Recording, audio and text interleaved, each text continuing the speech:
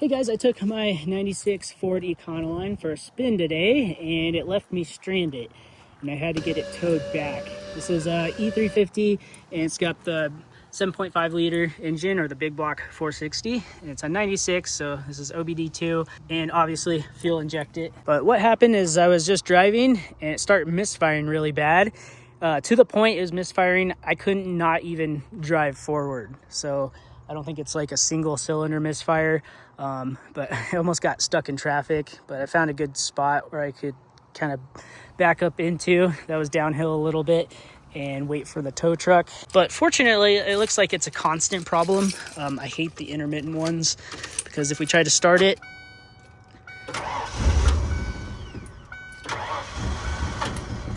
it does not want to start or stay running.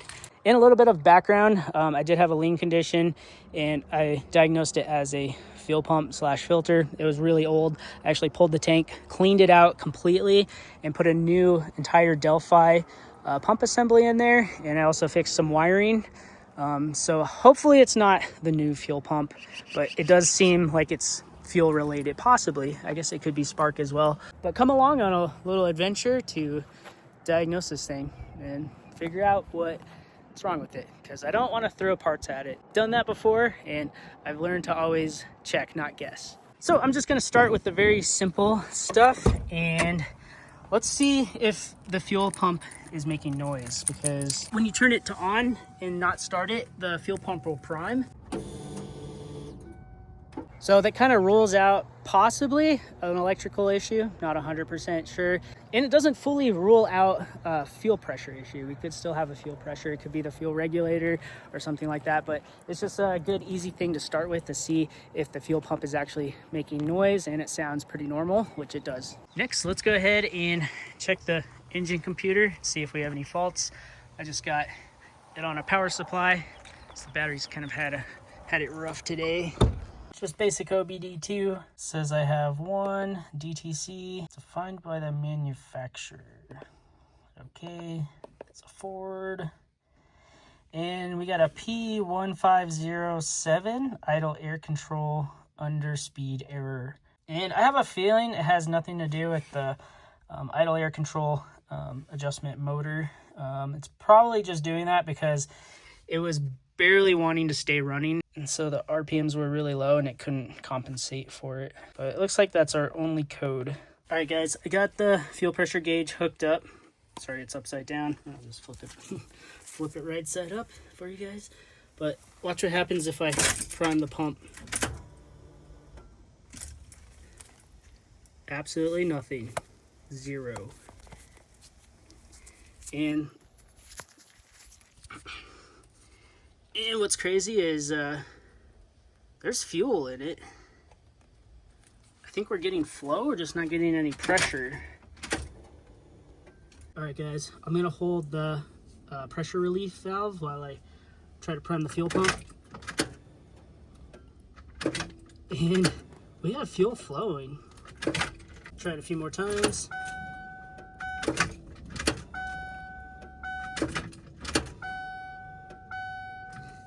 That's pretty crazy. We got fuel flowing, but zero pressure. Because usually as soon as you prime it, it shoots up, like, instantly. That is not good and would explain why it's not starting. And also, I was just curious, so I removed the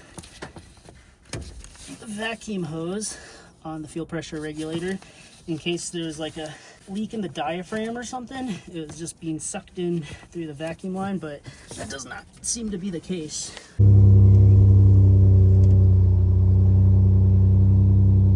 And instead of doing a voltage drop on the negative and the positive side right away, I will do that if I determine that the fuel pump circuit is the cause of the problem. But I'm just gonna power the pump directly. So this is the pump wire. No longer going to the van. The van wire is right here, and I actually had to fix the wiring because the grounds were swapped with the center unit and where the pump was supposed to go, and those are different gauges, so there was definitely a voltage drop on that. But I have another video on fixing that. But I just have a kind of a pin kit over there, and it's pinned in correctly. Definitely want to double check that this is the positive. We got it correct. You definitely want to make sure you have your wiring correct when you do this. Let's do 14.8 volts. And we'll limit it up to 10 amps. We'll go ahead and power it on. And I hear it running. It's pulling about 6 amps there. And let's go see what pressure gauge is doing. And there's no pressure. And it has nothing to do with the electrical on the van. Okay, so I'm about at the fuel pump. Needs to be replaced, but look at this. This is after the filter. Oh, where is it? Oh, yeah, coming off after the filter. And I have pressure gauge, a little clamp, and a hose to catch the fuel. But look at the flow. Like, it's flowing fuel fine. Doesn't make a lot of sense to me.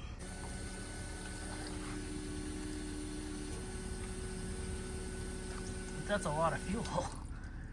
Huh. Let's clamp that down and see if it'll make pressure. All right, I got that hose clamped all the way down. Let's check it just for a moment. See if we get any pressure. No pressure. What the heck is going on? That is so strange. So naturally, I'm thinking maybe it's my fuel pressure gauge. I've used this before and it works, but just to test it out, to make sure this didn't just take me on a wild goose chase of diag. Look at this. I got the compressor set to about 40 PSI or so. And that gauge works just fine. It flows fuel just fine. It just builds no pressure. Completely zero. Except that one time where it did go up to 3 PSI. That was pretty crazy. And we'll just check this one more time. It's 0 pressure. Or maybe there's 1 PSI actually. Oh, there's like 1 PSI. Let's see if it goes back up. Nope.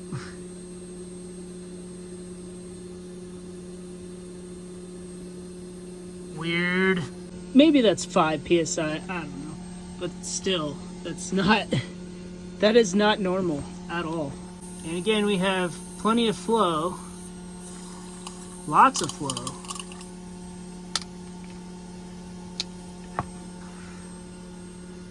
No pressure. It makes no sense how it would be running just fine and then a second later it's like boom, no fuel pressure. If it was just a clogged filter, it would just get slower and slower, you would think. But just to make extra sure, I'm gonna order a little adapter that I can fit into there and check the pressure before the filter, just to be sure. But I think something is terribly wrong with that fuel pump.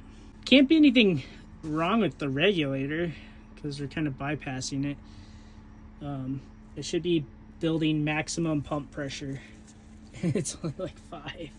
I don't think it's going to be a filter, but I'm going to test it anyways. So there's the filter right there, and I'm going to test it pre-filter, and I had to order an adapter to make this work. But anyways, got hooked up, 14.8 volts. You can hear the fuel pump is running.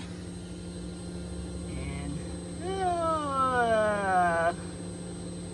maybe 7 PSI, but that's still not good.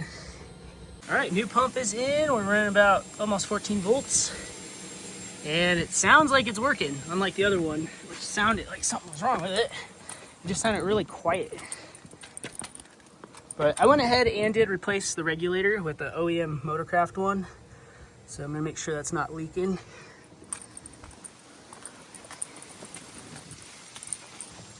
You can hear it. And the new hatch I have, nice and strong, running fuel through there.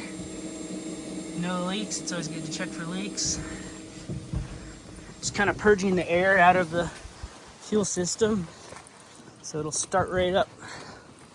hopefully. I got about 17 gallons in it. And I got a new OEM Motorcraft filter as well. Where's it at? Make sure those are not leaking or dripping. Moment of truth. See if it actually will run. Start or run.